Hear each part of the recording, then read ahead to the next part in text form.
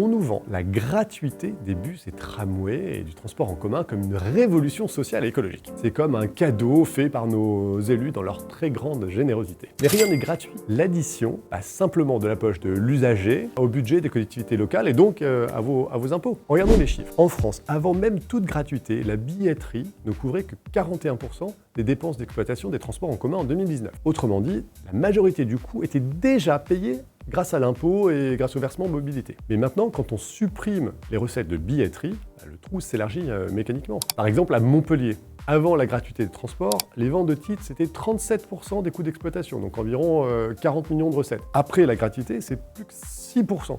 Qu'est-ce qui a compensé?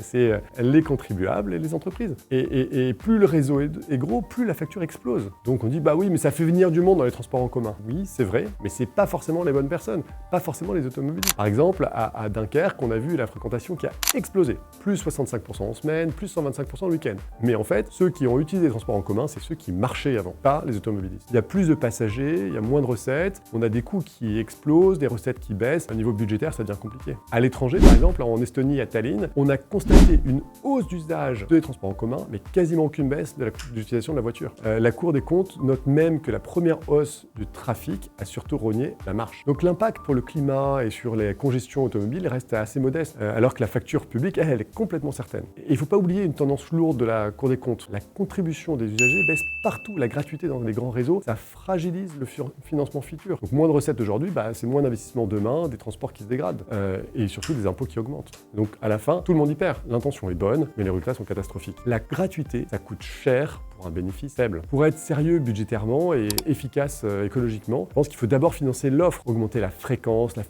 fiabilité, la rapidité des transports. Et puis il faut mesurer que c'est bien les bonnes cibles qui se transfèrent vers les transports en public, à savoir principalement les transports polluants. Qu'est-ce que vous en pensez? Est-ce que vous pensez que votre maire doit mettre en place la gratuité des transports ou qu'au contraire, il est sain de maintenir une billetterie?